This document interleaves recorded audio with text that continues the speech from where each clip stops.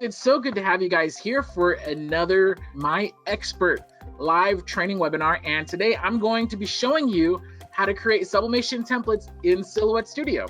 I love Silhouette Studio. I've been a Silhouette user for about going on 5 years this year.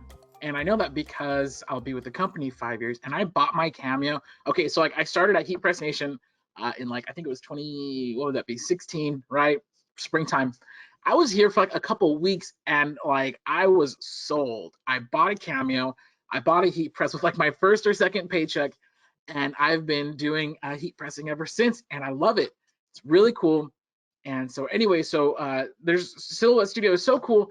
And sometimes when you've been working in Silhouette and you want to make the jump to sublimation, you kind of have, there's a little buffer, maybe you don't use Photoshop but you want to use your Silhouette equipment to work with your sublimation. And that's what I'm going to be showing you guys today. And we're going to be starting off with something very simple. We are going to be showing you how to make a mask. And you might as well swipe back to see me. I'm back to the camera now. How to make a mask. So this is a blank sublimation face mask. And here's the first step. So sometimes we get questions like, hey, do you have a template for this? Do you have a template for that? We have a tutorial on how to do this in Photoshop, by the way. So if you're a Photoshop user, we have a whole tutorial on how to do this in Photoshop. But what's great is you don't have to worry like, hey, do you have a template for this? Do you have a template for that? If you have a ruler and you have the blank with you, you can create your own template.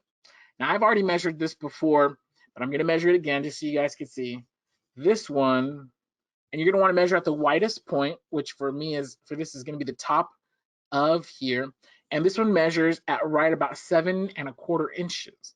All right, so keep that in mind, 7¼ And then you're going to also measure it. So we measured it wide, and now we're going to measure it this way. And you're going to measure it from the widest point again. And this one comes in right about, and this comes in at about 5¼ So we have 7¼ and we have 5¼ So now I'm going to go back to showing the screen. Let's take our eyes back to the screen here. So we have 7¼ and 5¼ So, first thing you want to go to page setup, and you want to set your media size to letter because this is what you're going to be printing off of, right? Because this is, and you'll see it right here, I have it set to landscape mode just because it just looks better. I like it better. So all I did was I got my box tool and I drew a box. You don't have to draw it to the right proportions because what we're going to do here is you want this unchecked. We're not locking the aspect ratio just yet. I'm going to take my width. So if my width is 7¼ grab my calculator here. All right. So if I have 7, I'm going to do this on screen so you guys can see. 7.25 inches, right? I'm going to add an extra ¼ inch, which is, I'm going to add 0.25. It's going to give me 7½. Some of you guys could do this in your head, but just to show how it works, I'm going to show you guys. And then if the other dimension, so let's clear that, the other dimension is 5¼ which is 5.25. We're going to add an extra ¼ inch, 5½. So our new dimensions over here are 7.5, and you can hit enter, render that. So now we're 7½ inches wide by 5.5 inches high. And this is going to be the basis of our template. Now, this next step is optional, but I personally love it. I'm going to be showing you how to use guidelines.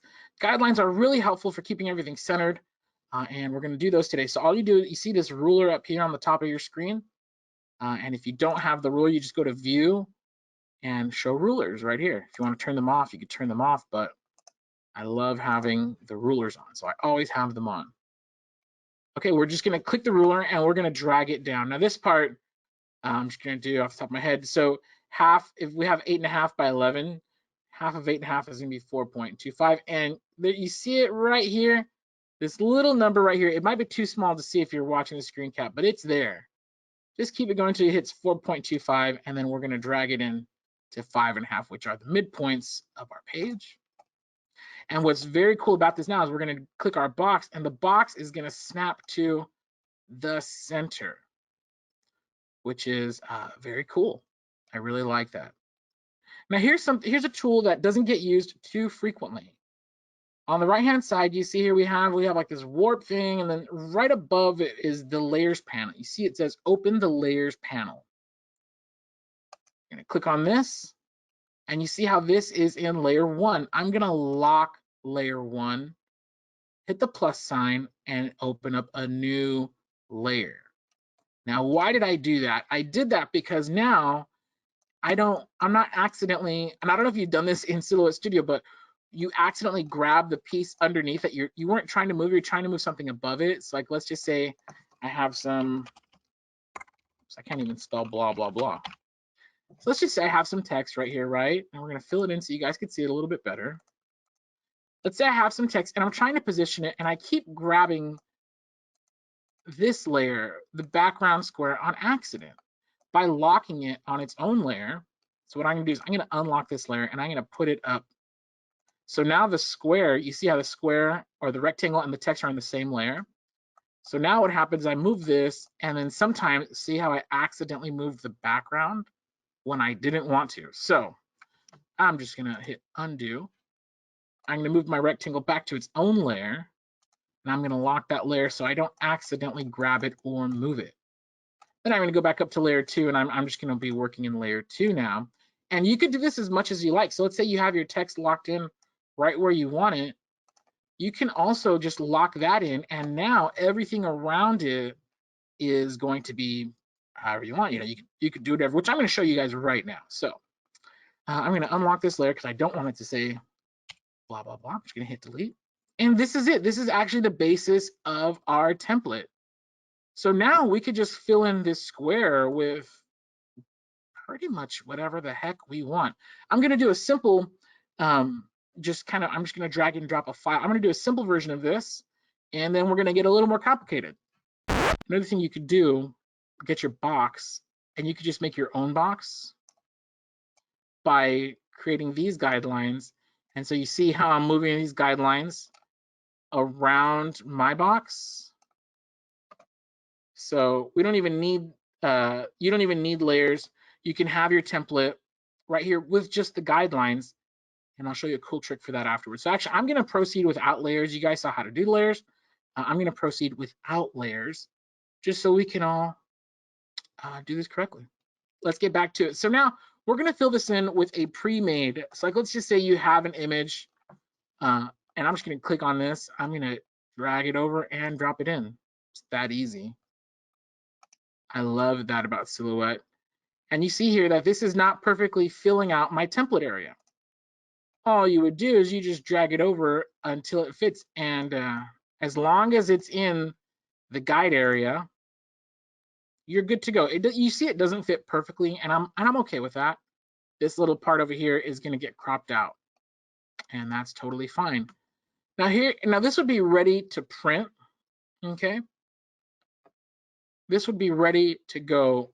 Now, sometimes you're gonna be doing stuff where you only want, like, I want to really crop this. I only want this part to appear in my mask. I don't want all of this overprint right here. I only want it to print what's on this area. And so here's the trick. We're gonna make 2 boxes, 2 rectangles. The first rectangle, and it's kind of hard to see this, so I'm just gonna move this out of the way. I'm gonna move our Starry Night out of the way. We're gonna make 2 rectangles. We're gonna make 1 rectangle, full size of the page, which is 11 by 8.5. I'm gonna center it right here. There we go. Then I'm gonna make another rectangle, and this rectangle is gonna be the size of my template. All right. Actually, I should just type it in. I want it 7.5 by 5.5.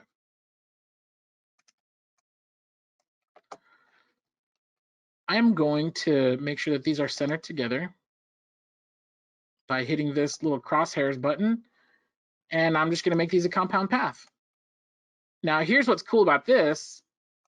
You fill this in. Oh, where's my color panel? You fill this in with white, and then you bring it to the front. Now, you're probably going to have to watch the replay. I know I'm going a little fast, and I apologize. You're just going to bring this to the front, and now this image we're going to Oh, what? You see how it got cropped? So all I did was I made a square the size of my page and knocked out a square the size of my template, and boom. If you are really like, I'm gonna move this out of the way. So we have our template with the guidelines, right? We have these guidelines, these form our template. We want a cropped version of this painting, and we don't want all this overprint. Well, all you do is you knock it out, and you don't center that back on the page, and boom, your overprint has been taken care of. Just like that. And I'm actually going to send this to print. I want to crop this just a little bit better. There we go. So all this rest of the page, I don't want this on my mask. So I'm going to crop it a little bit. And there we go. That's beautiful. So now what I'm going to do, I'm going to send this to print. And oh, right. Oh, okay. So we got to adjust our print settings. Sorry. We got to change that to landscape, and that should fix it. There we go. Okay, cool. I'm going to send it to print. I'm just going to hit print. And on my list of printers, because I'm sending this to my Sawgrass SG500 now, you see here, I'm not going to send it straight to the SG500. I'm sending it to Sawgrass Print Manager. Double click that, and that's going to open up a new window in my Sawgrass Print Manager. You're going to select, because I'm doing a face mask, I'm going to select polyester for my substrate. Let's give it, there we go. Paper, I only, for whatever reason, it only says True Pix Classic. That's fine. I've never had an issue with that at all. I probably just need to update my print manager, which is not a big deal. So no worries. Layout, you can see all this is fine. It automatically loaded this layout perfectly into Sawgrass Print Manager. Color, now I usually default to vivid. It will definitely use up a little more ink. So photographic, honestly, is just fine. I definitely encourage you to try out both versions. You can use photographic or vivid mode. Vivid will give you more color saturation and contrast. And it'll lay down more ink for sure. So let's actually go to photographic. And now I'm just gonna hit the print button. Yeah, you can print directly from Silhouette Studio, and there it is. Evidence right there. And so now I'm going to show you guys why I have the bleed, and I hope I can line this up correctly, okay? So you see the mask is a little bit smaller than the print area. You want the print to extend beyond the surface of the mask, so you get 100% coverage on the mask. You know what looks dumb is when you didn't position it right and there's a white line of unprinted, of missed coverage on the top of the mask. It's just like, wait, why is the white line there? Like, these look great when you print the full surface of the face mask. Imagine if it looked like this. There was like a white line running across the top of your face mask because the print didn't cover the full thing. It just looks dumb. I'll be straight up with you guys. It looks dumb. But when the face mask, when you print full edge to edge, that's where it looks really, really cool. So yeah, so if that heat press was actually up to temperature, I'd press this for you guys. But guaranteed this would look perfect because the print is the proper size. That's what bleed is for. Now, bleed is only when you're covering full edge to edge. Like I'm about to show you how to do this for a coffee mug. Coffee mugs, you don't print edge to edge, as you will see. So you see how I have a little white on top and a little white border on bottom. That's intentional. With these 11-ounce mugs, you can go full bleed top to bottom, but you cannot fully wrap over the handle. So there you are going to get this, hard edge right there. So I'm going to show you how to do this template in Silhouette Studio. Okay, so the first thing you're going to want to do is measure it, and it's kind of hard to measure these mugs. So the easier thing to do is go to our website, heatpressnation.com, find the blank that you're looking for, or that you're about to sublimate, I'm sorry. In this case, this is a Sublicraft 11-ounce white mug right here. By the way, 26 bucks for a case of 12 with free shipping. Jeez Louise, that is such a, you're robbing us, guys. That is a steal. These are great. I love them. And what you're looking for here on the specifications, you are looking for the imprint area. you'll see that this is 8.6 by 3.7. And if I'm not mistaken, 3.7 is that's like the top to bottom. So that's not a full bleed, but that's gonna give you pretty good coverage. So here's what I recommend. And again, I always have my ruler on hand. I actually dropped this to like 3.6 because I do like having a white border on top and bottom. If you don't like the white border on top and bottom, you want full coverage top to bottom, you can increase that or not. Also 8.6, that is like getting real close to the handle, which you'll want to be careful for. I actually dropped it to 8.4 just because I like being safe. But we're going to keep these imprint area. This is where you're going to want to do some testing. But anyways, 8.6 by 3.7. So here's what I'm going to do. I am going to draw a box. Or actually, yeah, just going to do a box, and then I'm going to make it. Again, we're going back up here. I want it 8.6, enter, and I want it 3.7 inches high. Here we go. And then, we do want some to center on the page. So we're gonna go from the bottom down. This is blocking it. So I'm gonna shut all this down real quick. I want this guideline to be halfway, which is 4 1/4, 4.25. And the other half vertical, we're going 5.5, which, there we go.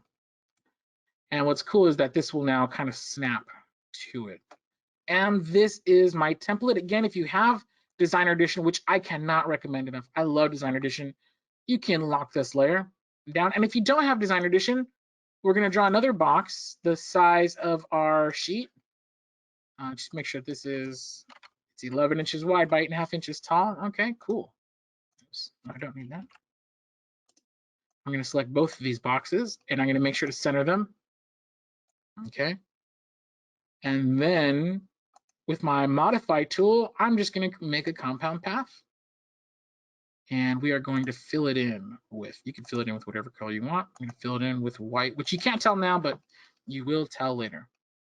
Now here's a trick for if you have something that you want to put on the center of the mug. Like let's say you're holding the mug. If you ever have something, a logo that you need perfectly centered over the face on either side, here is the trick. And I apologize, you guys know how much I hate math, but we're about to do some math. So what you're going to do is you're going to measure the diameter of your mug. And again, look at the camera. I'll give you a second. You're going to measure the diameter. The diameter of the mug is how far across it is. Okay. The diameter on this mug is it's about 3 1/3. Just for the sake of this measurement, it's actually 3 1/4. Okay. Again, we're just measuring the diameter, which is the distance across the mug, 3 1/4, and that's it. I'm going to go back to show you the screen. So 3 1/4, which is 3.25. And we're measuring for circumference, which again, circumference is pi times diameter. And for pi, I'm going to use the value 3.14. And that is our circumference. Half, we need half. We're going to divide it by 2. 5.1. Okay. Why do I need that measurement? I'm going to draw a box here, and it doesn't matter how tall it is. I'm going to make it 5.1 inches wide. Okay, I'm going somewhere with this. Just follow me, all right? Stay with me, guys. Now I'm going to get my guidelines, and I'm going to drag it to the edge.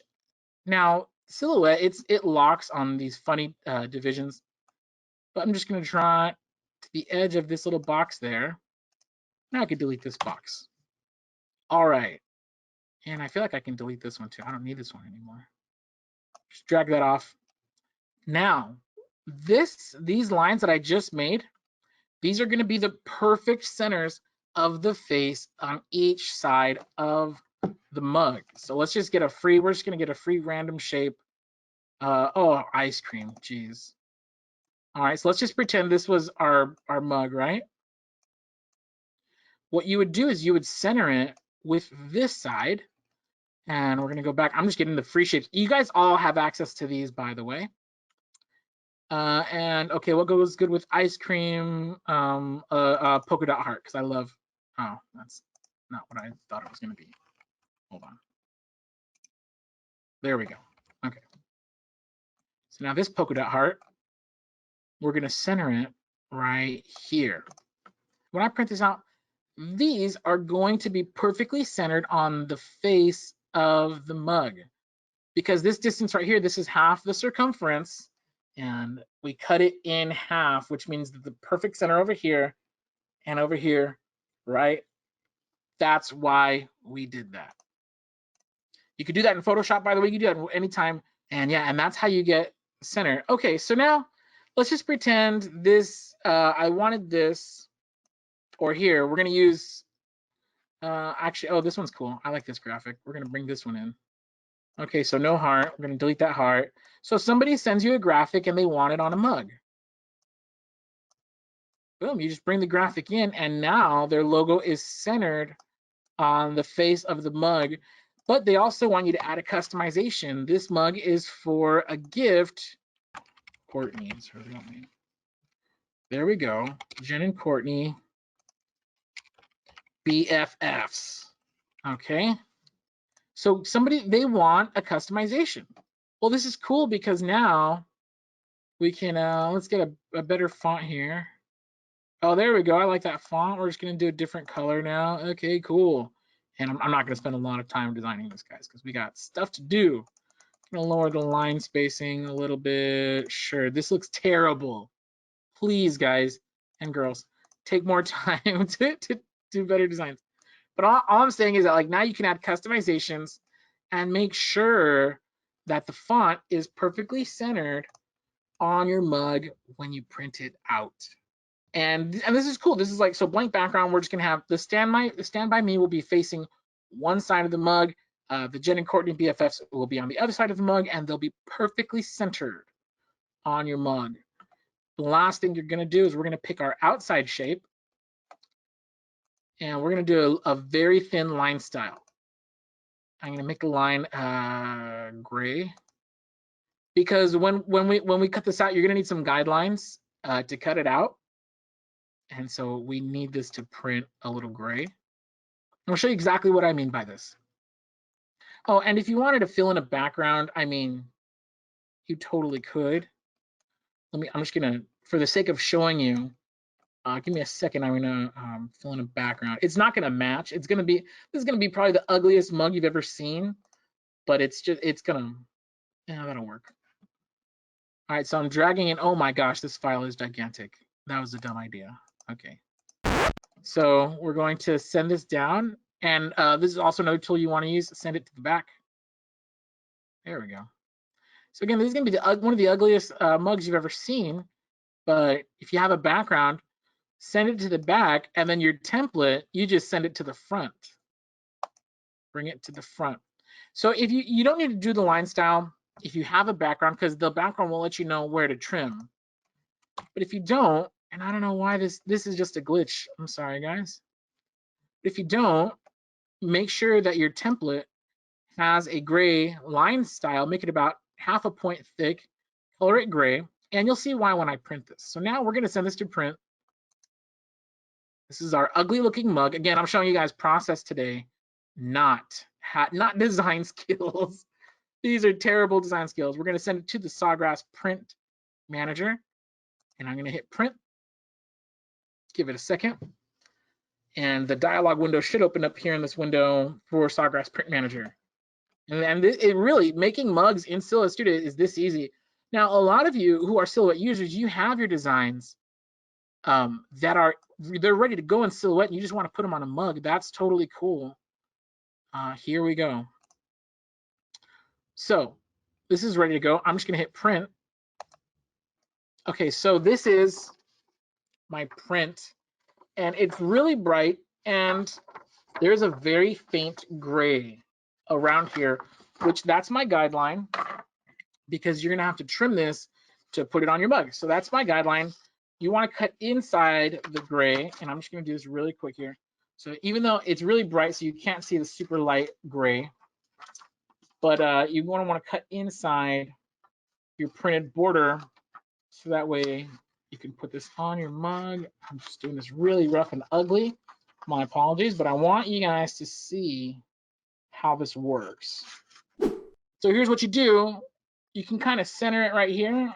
Make sure that each handle is both close to the mug. Or you could just center one to the face of the mug. And then what's cool about math is math doesn't fail. Take down the other one and now the other side. So you see how now this would be perfectly on the face of the mug, and this is now perfectly, this is how they would imprint, you know, and that's how you do it. Done in Silhouette Studio, everybody. I love Silhouette Studio. I appreciate everybody for joining me today. The replay will be available at heat.press/webinar replay. Until then, I think that's going to be it. If you have any questions, last thing I will say is join our Facebook group. Lots of great information there. Heat.press/FB group.